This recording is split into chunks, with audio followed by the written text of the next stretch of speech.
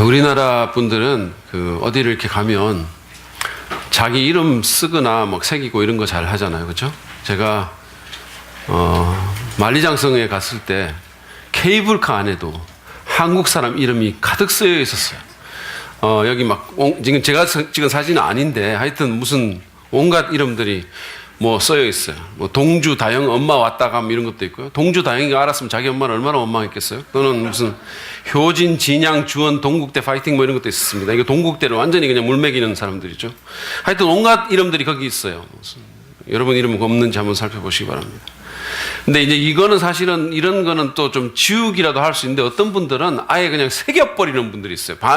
산에 가서 바위 같은데 그냥 돌 같은데 자기 이름 새겨놓고 막 명성지 같은데 새겨놓고 오는 그런 분들이 있죠. 근데 사실 이게 다 기념하려고 그렇게 하는 거잖아요. 내가 여기 왔다 갔다 이렇게 기념하고 그렇게 하기 위해서 이제 자기 이름을 거기 새겨놓습니다.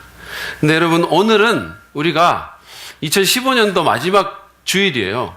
그래서 이제 우리가 2015년이라는 시간을 살다가 가는 겁니다. 그렇죠? 그러니까 어떤 공간에 갔다가 공간에서 자기 이름을 새겨놓고 오는 사람이 있는가 하면 사실은 저희가 시간을 2015년이라는 그 시간을 우리가 갔다가 이제 나오는 거예요. 그래서 여러분 저는 여러분들이 이 시간을 한번 기념해 보셨으면 좋겠다는 생각이 드는 거예요.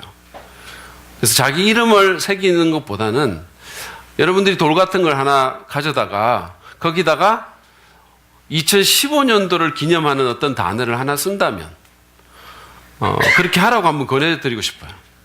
그렇게 한다면 여러분은 무슨 단어를 거기다 쓰실 겁니까? 이렇게 생각을 많이 하는 것처럼 막 이렇게 억지로 표정 지지 마시고 별 생각 안 나시죠? 제가 그런 분들을 위해서 하나의 팁을 드리면 2015년이라고 쓰고 에벤에셀이라고 쓰시면 좋을 것 같아요. 에벤에셀. 이거는 사실은 제가 이렇게 이 말을 만들어낸 말이 아니고 구약 성경에 나오는 말입니다.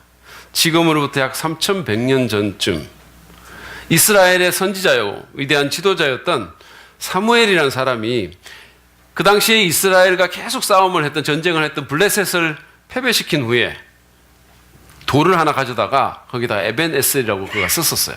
기념하는 의미로. 근데 그 에벤에셀의 문자적인 의미가 도움의 돌이라는 뜻입니다.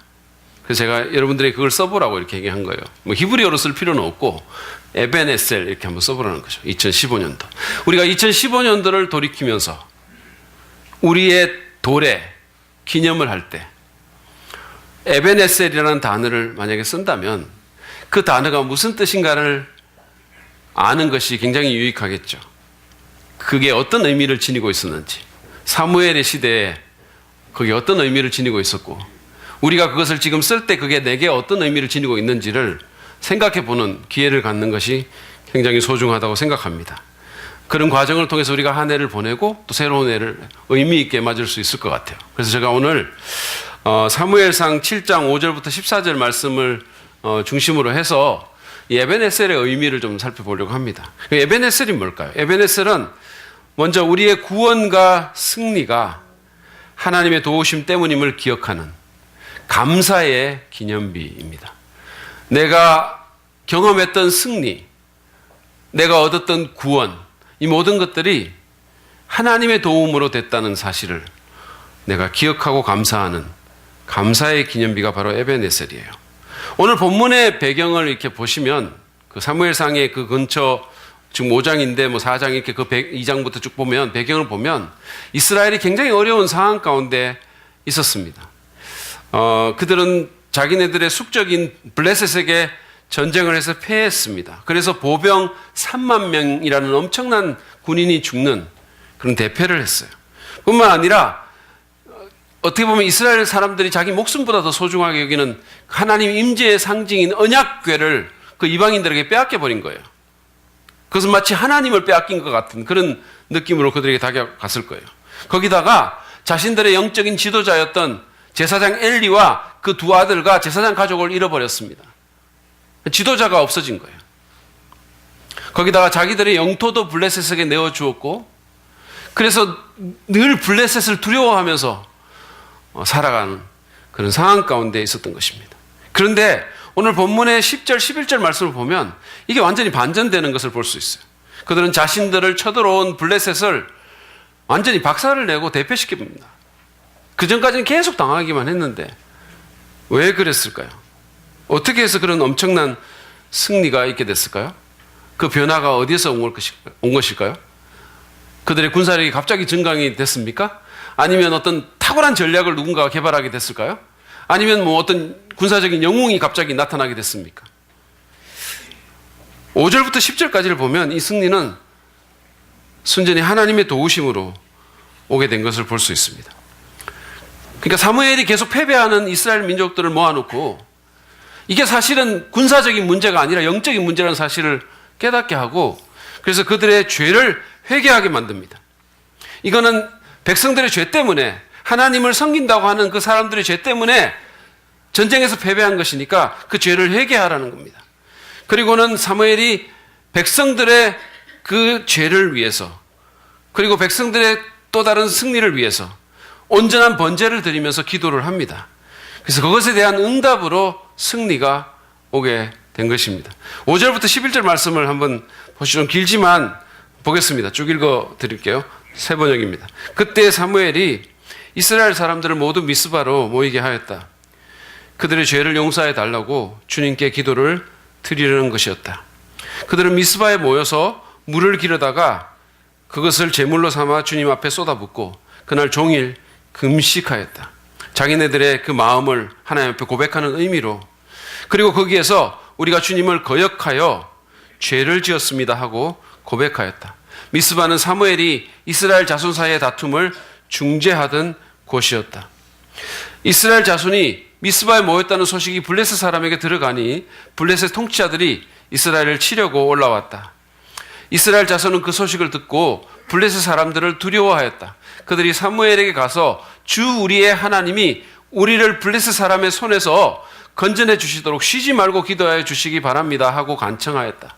사무엘이 젖먹는 어린 양을 한 마리 가져다가 주님께 온전한 번제물로 바치고 다 태워서 바치는 제사를 얘기합니다. 그리고 이스라엘을 구원하여 달라고 주님께 부르짖으니 주님께서 그의 기도를 들어주셨다. 사무엘이 번제를 드리고 있을 때 블레셋 사람이 이스라엘과 싸우려고 다가왔다. 그러나 그때 주님께서 큰 천둥 소리를 일으켜 블레셋 사람을 당황하게 하셨으므로 그들이 이스라엘에게 패하였다. 이스라엘 사람이 미스바에서 나와서 블레셋 사람을 뱃갈 아래까지 뒤쫓으면서 무찔렀다. 엄청난 승리를 그들이 하게 된 것입니다. 전에는 계속 패배하기만 했는데 그들이 이기게 된 거예요. 사무엘은 이 승리가 어떻게 해서 이루어진 것인가를 백성들이 알기를 원했던 것입니다. 그래서 그는 돌 하나를 가져다가 이것을 기념합니다. 사무엘상 7장 12절 말씀입니다. 사무엘이 돌을 하나 가져다가 미스바와 센 사이에 놓고 우리가 여기에 이르기까지 주님께서 우리를 도와주셨다 하고 말하면서 그 돌의 이름을 에벤에셀이라고 지었다. 사무엘이 돌을 세우면서 했던 말이 우리가 여기에 이르기까지 주님께서 우리를 도와주셨다라는 그런 말입니다. 주님의 도우심으로 승리했음을 강조한 것입니다. 그랬기 때문에 그는 그 돌의 이름을 에벤에셀, 도움의 돌이라고 명명했던 것입니다. 이 승리는 사무엘이 잘나서 된 것도 아니고 백성들이 그들이 갑자기 깨어나서 그렇게 된 것도 아니고 하나님의 도움으로 이루어진 하나님의 승리였다라는 거예요. 그 사실을 하나님의 백성들은 언제나 기억해야 했습니다. 그것은 이스라엘의 승리도 아니고 사무엘의 승리도 아니고 그것은 하나님의 승리였습니다. 지난 한 해 2015년도 여러분의 삶을 한번 돌아보십시오. 여러분이 개인적으로 경험한 승리는 어떤 것이었습니까? 여러분이 얻었던 구원은 어떤 구원입니까? 한번 생각해 보시기 바랍니다. 저는 윤석호 목사님의 아들인 윤효영이와의 탁구 시합에서 이긴 승리가 가장 기억에 남는 승리입니다. 정말 주님의 도우심으로 얻었던 승리예요. 만약에 내가 그 탁구 시합에서 졌다면 아마 저는 온 교회에 중학생에게 탁구를 진 담임 목사로 이렇게 소문이 났을 거고, 심지어는 교회를 넘어서 온 교단에 그 소문이 났을지 모릅니다. 저 두 부자가 절대로 가만히 있지 않았을 거예요. 여러분은 어떤 승리를 하셨습니까? 어떤 구원을 경험하셨나요? 부부 관계가 회복이 되셨습니까? 방황하던 자녀가 돌아왔나요? 믿음이 성장하셨습니까? 살벌한 회사 환경에서 그래도 살아남으셨나요? 어떤 시험과 유혹을 이기셨습니까? 어떤 여러분들이 극복하지 못했던 그런 어떤 것들을 극복하게 됐나요? 나쁜 습관을 버렸습니까? 육체나 마음의 병이 치유되셨습니까? 오랜 기도가 응답받았나요? 전도의 열매가 맺혔습니까? 경제적인 필요가 채워졌습니까? 그것이 어떤 승리든지 간에, 어떤 구원이든지 간에 그것은 하나님의 도우심으로 이루어진 것임을 기억하시기 바랍니다. 그래서 하나님께 감사와 찬양을 올려드리는 그런 기념비를 세우시기 바랍니다. 이거는 여러분의 승리도 저의 승리도 아니에요. 이것은 하나님의 승리입니다. 이 사실을 분명히 해야 됩니다. 여러분이 믿는 분이라면 특별히 그렇다는 말씀이에요. 이것은 교회적으로도 마찬가지입니다. 지난 한 해 하나님께서 우리 교회에 여러 가지 승리를 주셨다고 저는 생각합니다. 여러 새로운 영혼들이 교회에 더해졌습니다. 소중한 분들이 오셨어요. 제가 이렇게 출석부를 봤더니 우리 교회 역사상 올 한 해에 주일 예배 출석 기록이 3번이나 경신이 된 거예요. 아까 윤석호 목사님도 얘기했지만 지난 크리스마스 때는 여기가 그냥 미어 터져가지고 더 이상 앉을 데가 없어서 사람들이 바깥에 나가고 어떤 분들은 그냥 돌아가기도 했다는 얘기를 들었어요. 지난 사랑빚는 데이 때는 거의 60명에 달하는 VIP들이 오셨습니다. 구원을 확신하고 침례를 받으신 분들이 생겼고 1:1 양육을 통해서 여러분들의 믿음이 성장했다는 얘기를 들었습니다. 저출산율로 고민하는 이 시대에 우리 교회 유아실은 인산인해를 이루고 있어요. 지금도 무려 6명이 임신 중에 있습니다. 내년 1월, 2월, 5월 계속해서 대기하고 있어요. 그러니까 주일학교의 부흥이 눈앞에 지금 다가왔습니다. 내년에는 더 분투해서 더 많은 임신을 할 것입니다. 정말로 생육하고 번성해서 땅에 충만하기를 축복합니다. 그런데 여러분, 이 모든 승리는 하나님의 승리입니다. 우리는 그분께 감사하고 그분께 공로를 돌려야 돼요. 그분께 우리의 사랑을 표현해야 됩니다. 미국의 대통령을 지냈던 우드로 윌슨을 여러분 아실 겁니다. 이름 아마 들어보셨을 텐데 이분이 프린스턴 대학을 졸업한 분이에요. 근데 이 프린스턴 대학에서 수석 졸업을 했습니다. 그래서 졸업을 하면서 상을 받았죠. 최우등이니까. 그러니까 그가 상을 받으러 올라가니까 사람들이 열렬한 박수를 보내기 시작합니다. 상을 받고 내려왔는데 계속 박수가 이어지는 거예요.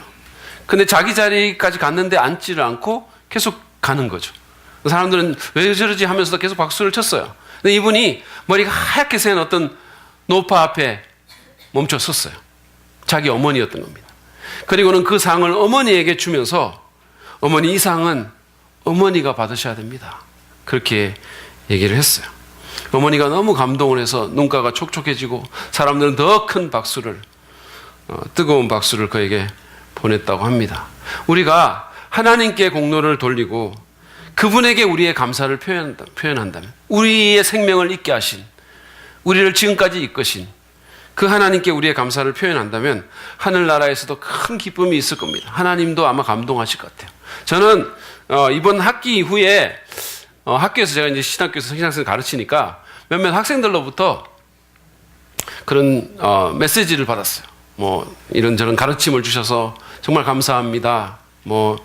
교수님 정말 축복입니다. 이런 부분이 많은 도움이 됐습니다. 정말 제가 이거를 안 배웠으면 어떡할 뻔했는지 모르겠습니다. 교수님 사랑합니다. 축복합니다. 이런 것들을 받았어요. 주로 이제 시험에 자신이 없거나 또는 과제를 늦게 내거나 이런 학생들이 이런 메시지를 보내는 경향이 많지만 어쨌든 그 메시지가 제게는 너무 격려가 된 거예요. 너무 감사하고 이 사역한 보람을 느끼게 해주는 너무 감사한 거죠. 이렇게 얘기해 주니까 너무 감사했어요. 만약에 우리가 원래 우리에게 있었던 그런 승리, 그런 구원들에 대해서 하나님께 공로를 돌리고 하나님께 우리의 마음을 표현한다면, 그리고 감사하고 찬양한다면 하나님께서 얼마나 기뻐하실까요? 그리고 하나님께서 얼마나 우리에게 더 큰 승리를 주시기를 원하실까요? 그러실 거라고 저는 생각합니다. 그러므로 우리의 구원과 승리가 하나님의 도우심 때문임을 꼭 기억하시면서 하나님께 영광을 돌리고 감사의 기념을 하며 이 한 해를 보내시는 여러분 되시기 바랍니다. 두 번째로 에베네셀은 하나님만을 높이고 섬기겠다는 헌신의 기념비입니다. 감사의 기념비일 뿐만 아니라 그것은 헌신의 의미를 담고 있는 기념비입니다. 에베네셀은 이미 말씀드린 것처럼 도움의 돌이라는 뜻이 있죠. 근데 어떤 주석가들은, 학자들은 이거를 도움 주는 자의 돌 이렇게 번역을 하기도 해요. 이게 가능한 해석인데 어떻게 번역을 하든지 간에 이 돌은 분명히 하나님을 높이는, 하나님을 기념하는 돌이었어요. 특별히 이 도움을 주는 자의 돌이라는 그 의미는 더욱더 그렇죠. 이것은 하나님을 높이고 하나님께 헌신하는 그런 이름입니다. 사무엘은 블레셋과의 전쟁이 끝나자마자 가장 먼저 이 돌을 세우면서 이 이름을 새긴 겁니다. 그는 자신에게 관심을 집중시키려는 어떤 노력도 하지 않았어요. 어떤 시도도 하지 않습니다. 뭐 그냥 셀카 찍고 인증샷하고 뭐 V하고 이러지 않았어요. 그는 자신의 정치적 영향력을 증진시키려는 다른 시도도 하지 않았습니다. 하나님이 아닌 다른 대상에게 영광을 돌리지도 않았고 다른 대상을 찾지도 않았어요. 사무엘은 다른 어떤 것보다 하나님을 높이는 일을 먼저 했습니다. 우리 윤석권 목사님이 유영희 사모님을 기회가 있을 때마다 높여드리듯이 사무엘도 하나님을 그렇게 높였어요. 그는 하나님을 최우선으로 여겼고 그분을 높이며 섬기며 살겠다는 헌신을 이 돌에 담은 거예요. 이분이 나의 하나님이다. 그러므로 이 돌은 하나님을 높이고 하나님만을 섬기겠다는 헌신의 기념비라고 할 수 있는 것입니다. 한 해를 보내고 새해를 맞으면서 우리도 그렇게 주님 앞에 헌신하며 나갔으면 좋겠어요. 하나님, 다른 어떤 것보다도 저를 구원해 주신 주님을 높이고 주님만을 사랑하며 섬기며 살겠습니다. 왜냐하면 주님께서 저를 먼저 사랑하시고 저를 위해서 목숨을 버리셨기 때문이죠. 그렇게 고백했으면 좋겠어요. 주님께만 저의 충성을 맹세합니다. 다른 모든 것들에 대한 사랑과 헌신은 주님 아래에 두겠습니다. 그렇게 고백했으면 좋겠습니다. 여러분은 그런 고백을 하실 수 있으십니까? 여러분은 하나님께 최고의 헌신을 드릴 수 있겠습니까? 일전에 우리 학교에 그 채플 예배에 오셨던 한 목사님께서 이 헌신에 대한 얘기를 하면서 우리의 헌신이 종종 내가 그어놓은 선을 잘 넘지 않는다는 얘기를 했어요. 우리가 헌신하는 것처럼 이렇게 신용은 할지 모르지만 그게 이렇게 어떤 선을 넘지 않는다는 거예요. 내가 그어놓은 그 선에서 언제나 그 밑에서 왔다 갔다 한다는 거예요. 그러면서 그분이 하는 말이 뭐냐면 우리가 선을 넘어야지만 우리의 믿음도 성장하고 선을 넘어야지만 하나님을 감동시킬 수 있다는 얘기를 했어요. 선을 넘을 때 감동이 있다는 얘기를 한 겁니다.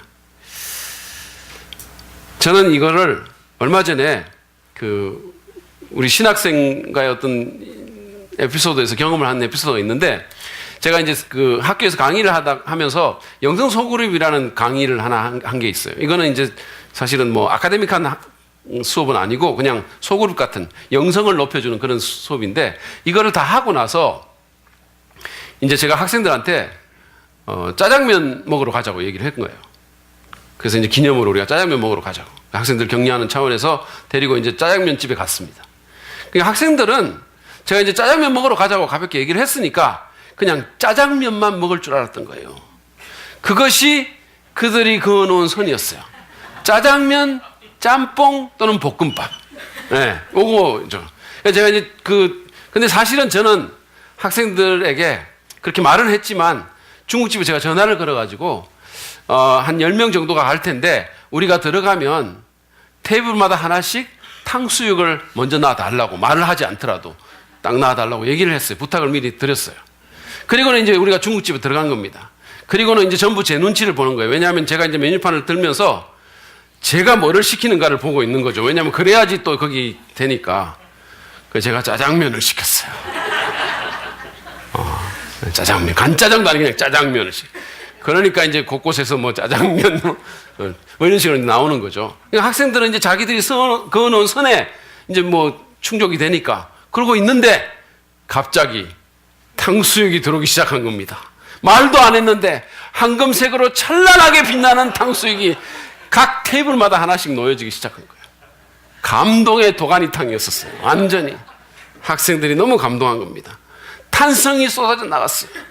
여러분 왜 그랬을까요? 사실 이거 뭐 탕수육 별것도 아니잖아요. 뭐 이렇게 뭐 이게 비싼 음식도 아니고. 그런데도 그들이 그렇게 왜 감동을 했을까요? 그것은 자기들이 기대했던 선을 넘었기 때문이에요.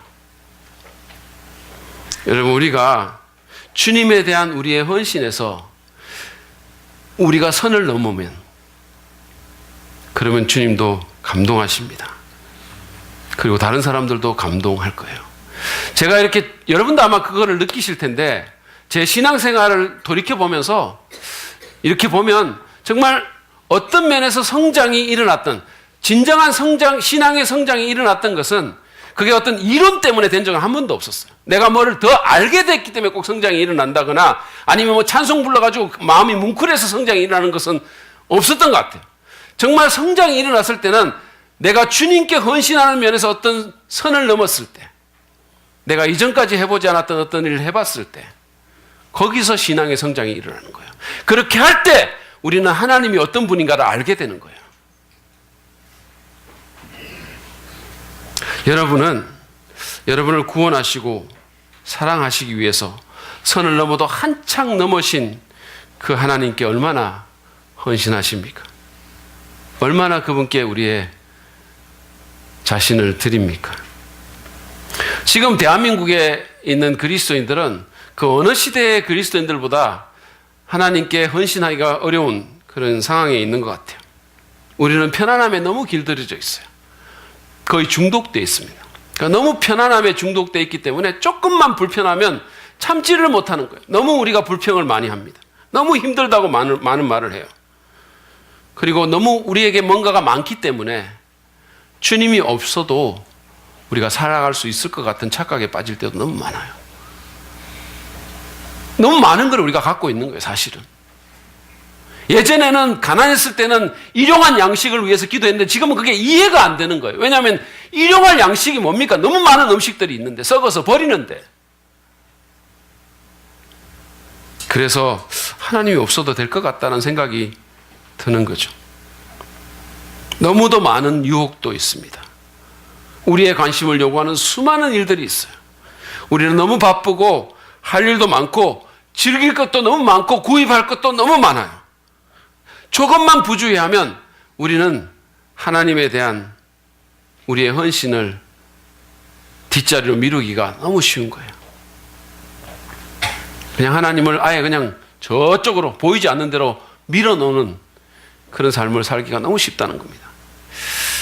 인도의 한 왕이 너무 사랑하는, 지극히 사랑하는 그런 왕비가 있었는데 그 왕비가 그만 병에 걸려서 먼저 죽었어요. 그 왕이 너무 슬퍼서 어쩔 줄 몰라 하다가 죽은 아내에 대한 자신의 지극한 사랑을 조금이라도 표현해야 되겠다 싶어서 정성을 들여서 왕비의 무덤을 만들었습니다. 아주 멋지게 그 무덤을 만들었어요. 그리고 한 6개월쯤 지난 어느 날 무덤을 봤더니 그 무덤이 너무 쓸쓸해 보이는 거예요. 그래서 자신을 상징하는 미남자의 조각을 만들었습니다. 그래서 그거를 무덤 동편에 이렇게 세워놨어요. 좀 더 시간이 지나서 무덤 앞에 재력을 상징하는 아주 화려한 집을 하나 지었어요. 그리고는 좀 더 시간이 지나서 무덤 북편에 자신의 권력을 상징하는 성곽을 쌓았습니다. 그리고 좀 더 시간이 지나서 자기가 그 무덤이 있는 동산에 올라서 아래를 내려다봤어요. 너무 훌륭한 거예요. 모든 장면이 너무 멋있는 거예요. 그래서 흡족한 마음을 갖고 좀 더 자세히 살펴볼 양으로 이렇게 보니까 그 가운데 초라하게 서 있는 무덤이 눈에 거슬리던 겁니다. 조각도 훌륭하고 말이죠. 무슨 성곽도 너무 멋있고 앞에 막 그 집도 너무 화려한데 아니 그 중간에 왜 무덤이 있냐 이거예요. 그래서 그 왕이 부하들에게 저 무덤을 치워버리라고 명령을 했던 거예요. 이 무슨 아이러니입니까? 사실은 그 무덤 때문에 이 모든 것이 생긴 거 아니겠어요? 그 무덤이 본질인데 그거를 그냥 치워버리라고 명령하게 된 거예요. 우리가 별다른 마음의 다짐 없이 그냥 그렇게 정신없이 살다 보면 이 세상 사람들이 사는 것처럼 하나님도 없다고 생각하고 눈에 보이는 게 다라고 생각하는 이 세상 사람들이 사는 것처럼 그냥 그렇게 달려가면서 살다 보면 우리도 그 왕과 같이 가장 중요한 것을 우리 삶에서 찍어내버리는 어리석음을 범하게 될 것입니다. 한 해를 보내고 새해를 맞으면서 신부가 신랑에게 하듯이 하나님에 대한 우리의 헌신을, 그 서약을 정성 들여 해보지 않으시겠습니까? 내년에는 지금까지의 선을 한번 넘어보겠다고.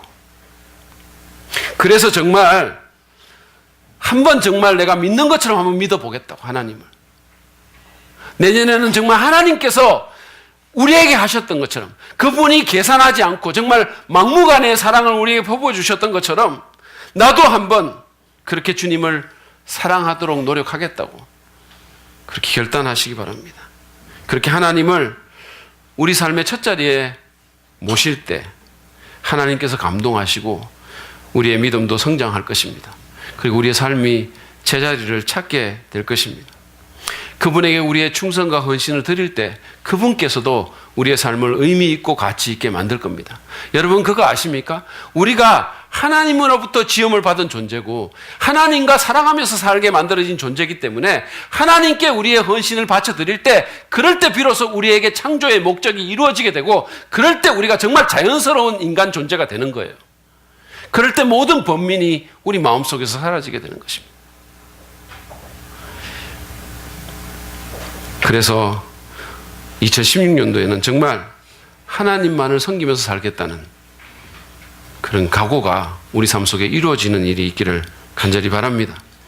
에베네셀은 하나님께서 도우셔서 승리했다는 감사의 기념비며 하나님만을 첫 번째 놓겠다는 헌신의 기념비입니다. 그것은 또한 하나님의 장래 도우심을 기대하는 신뢰, 믿음의 기념비입니다. 사무엘이 과거를 돌아보면서 하나님에 대한 감사와 또 하나님을 첫 자리에 놓는 헌신의 의미를 거기에 담았던 것은 분명한 사실입니다. 그렇지만 그게 다가 아니었다는 거예요. 주님께서 우리를 여기까지 도우셨다라는 말에는 앞으로도 그분이 우리를 도우실 것이라는 의미가 거기 담겨 있는 거예요. 그렇죠? 지금까지 우리를 인도하셨던 하나님께서 앞으로도 계속해서 우리를 이끄실 것이라는 신뢰가 거기에 포함된 것입니다. 어린 시절부터 하나님을 경험해 왔던 사무엘이 하나님의 승리를 경축하는 전승기념비를 세우면서 지금까지 도우셨던 하나님, 지금까지 이끄셨던 하나님이 앞으로도 계속해서 그렇게 하리라는 기대와 믿음을 그 돌에 담아서 세웠다라는 겁니다. 비록 블레셋은 여전히 존재하고 있었고 주변 국가들의 위험도 여전했고 빼앗긴 영토들을 또 계속해서 빼앗겨져 있는 상황이지만, 그러나 이스라엘 백성들은 사무엘이 세운 그 에베네셀을 보면서 과거에 함께 하셨던 하나님께서 앞으로 자기들을 도우실 것이라고 그렇게 믿었을 것입니다. 그런데 13절 이후를 보시면 그런 이스라엘 백성들의 기대와 믿음이 전혀 헛된 것이 아니었음을 우리는 알 수 있습니다. 하나님께서 사무엘의 3날 동안 이스라엘을 지키면서 블레셋을 막아주셨고 그들에게 빼앗겼던 성읍과 지경들을 되찾게 해주셨습니다.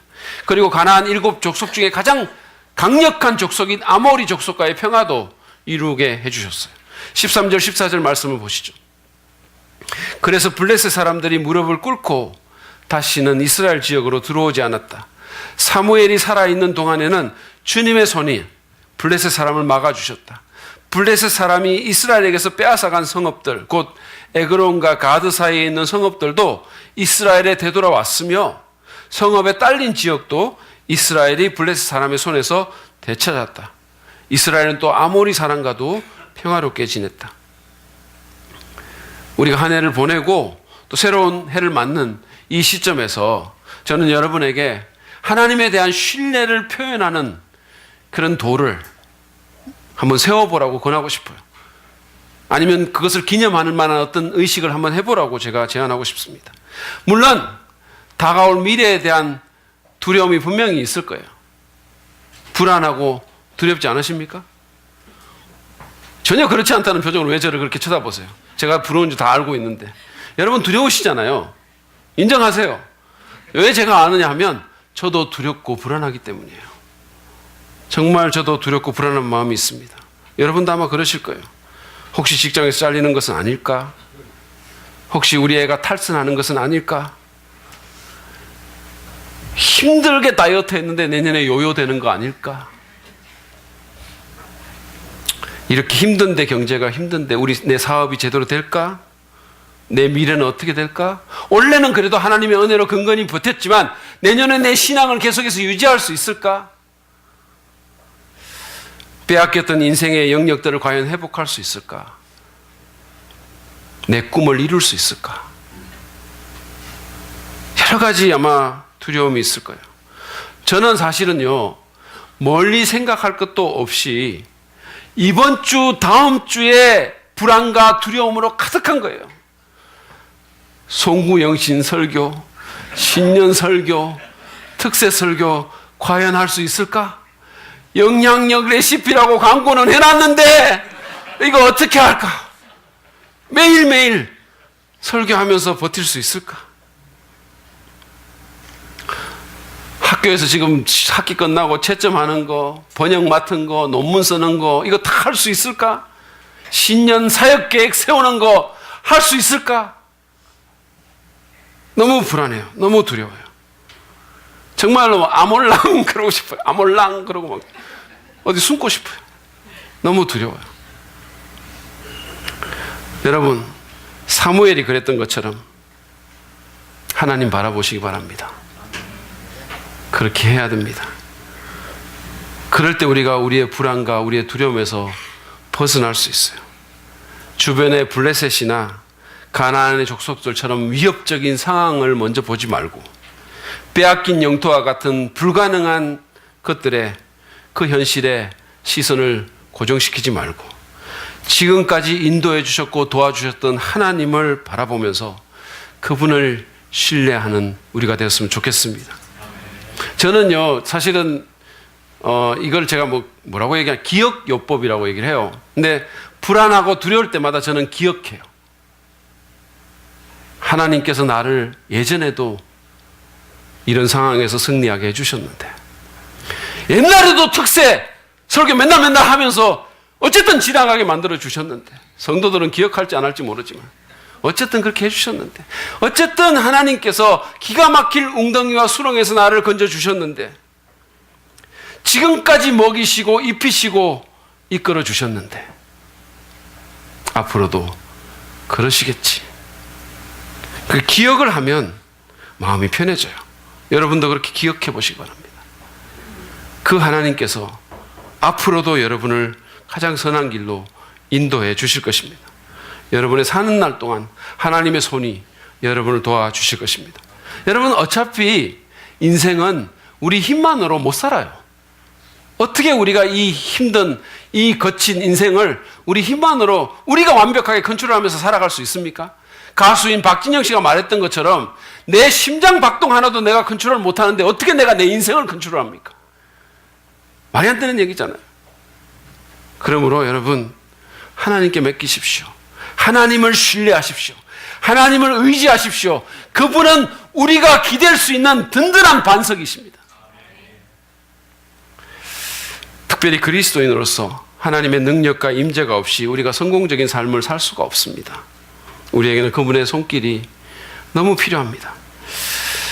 브루스 윌킨슨이라는 그 기독교 작가요 강사가 있습니다. 이분이 야베스의 기도라는 책을 쓰는데, 이 책에 보면 그 당시에 미취학 아동이었던 자기 자녀들을 데리고 미국의 남부 캘리포니아의 한 공원에 갔던 그 얘기가 적혀 있어요. 자기 그 당시에 이제 5살짜리였던 데이빗이라는 아들이 있었는데 얘가 공원에 가자마자 막 딱 보니까 미끄럼틀이 있는 거예요. 그러니까 가장 작은 미끄럼틀에 쫙 날려간 겁니다. 총알같이. 자기 아내가 아직은 어리니까 그러니까 좀 같이 가서 태워주라고 이렇게 말을 했지만 윌킨슨은 좀 더 기다려보자면서 그냥 앉아서 미끄럼틀을 바라보고 있었어요. 아이가 신나게 손을 흔들면서 그 미끄럼을 탔습니다. 그리고는 이제 조금 더 큰 중간 크기의 미끄럼틀로 다가간 거예요. 그리고는 반쯤 이제 그 계단을 올라가다가 부모 있는 쪽을 바라봤어요. 약간 두려움이 왔어. 그래서 윌킨슨의 아내가 여보, 당신이 진짜 가서 좀 도와줘야 될 것 같아요. 가보세요. 이렇게 말을 했는데 여전히 좀 두고 봅시다라고 기다렸어요. 아이가 이제 다른 아이들이 타고 오는 걸 이렇게 내려오는 걸 보다가 용기를 내서 올라갔어요. 그리고는 거기서 중간 크기의 미끄럼틀을 탔습니다. 그리고 자신이 붙으니까 이제 3번, 4번 막 타는 거예요. 그리고는 가장 큰 미끄럼틀로 옮겨갔습니다. 그러니까 아이의 시각에 의하면 거의 구름에 닿아 있는 것 같은 높은 그런 틀에 미끄럼틀 앞에 선 거예요. 그러니까 그 어머니가 그 윌킨슨 아내가 너무 걱정이 돼가지고 여보, 이제는 진짜 당신 좀 가야 될 것 같아요. 같이 좀 타주라고.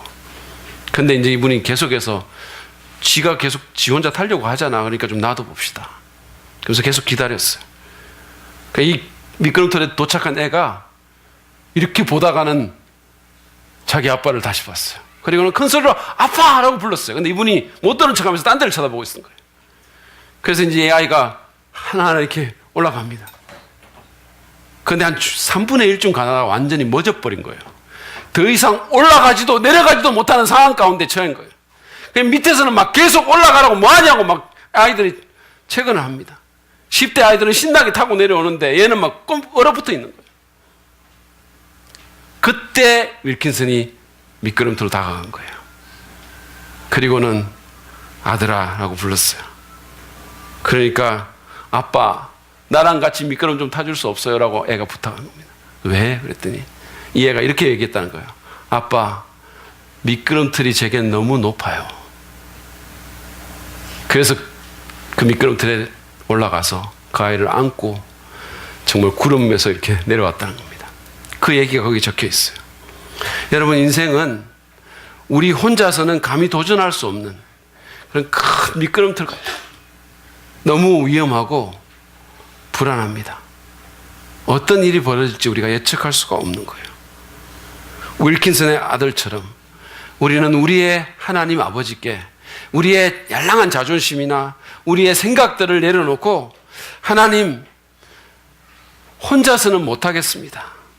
이 미끄럼틀이, 이 인생이라는 미끄럼틀이, 이 2016년이라는 미끄럼틀이 제게 너무 높습니다. 라고 고백할 필요가 있습니다.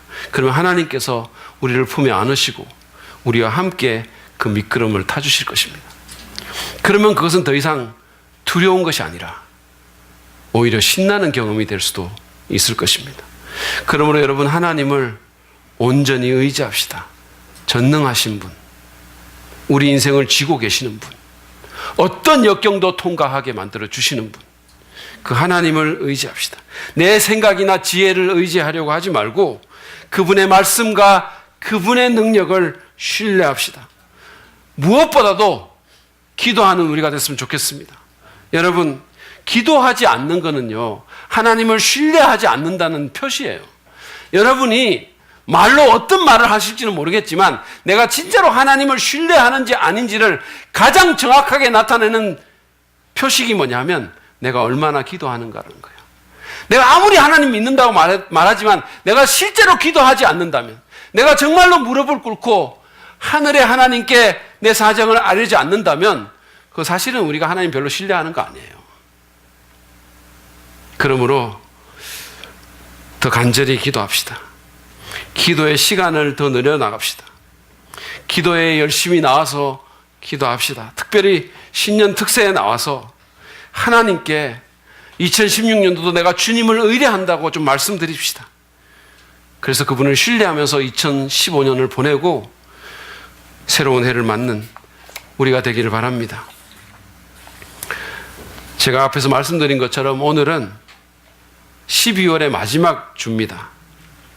전에 윤석호 목사님께서도 한번 얘기한 적이 있는데, 여러분 12월을 순 우리말로 뭐라고 하는지 아세요? 얼마 안 됐는데 이거 들으신 분 기억이 전혀 안 나십니까? 매듭월이라고 한다 그랬죠. 매듭월. 그렇죠? 아름답지 않습니까? 12월은 매듭을 짓는 달입니다. 근데 매듭은 단순히 무언가를 마무리 짓는 종결의 의미만 있는 것이 아니라 그것과 더불어 또 다른 시작의 뜻을 지니고 있습니다. 어떤 일을 매듭 짓겠다라고 말하는 것은 어떤 새로운 일을 또 다르게 시작한다는 의미가 거기에 포함되어 있습니다. 그렇지 않습니까? 우리가 대나무를 보면 이 사실을 잘 알 수 있어요. 대나무는 매듭 위에서 새로운 줄기를 시작합니다. 그리고 그 새로운 줄기는 옛날 매듭보다 더 위에 있습니다. 2015년도 12월의 마지막 주일인 오늘, 우리는 매듭을 잘 지을 필요가 있습니다. 그래야 새로운 시작을 더 잘 할 수 있기 때문입니다. 우리는 오늘 말씀을 통해서 한 해의 매듭을 잘 짓는 하나의 방법을 배웠어요.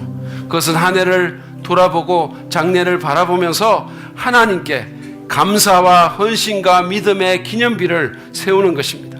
그렇게 한 해를 기념하는 거예요. 우리에게 승리와 구원을 주신 하나님께 감사하며 하나님만을 섬기겠다고, 하나님을 첫 번째로 두겠다고 결단하고 하나님의 장래 도우심을 신뢰함으로 기대하는 가운데 이 한 해를 매듭 지읍시다. 감사, 헌신, 믿음의 기념비를 세워서 한 해를 멋지게 마무리 짓고 새해를 기쁨으로 받는 우리 모두가 되기를 간절히 축복합니다. 아멘.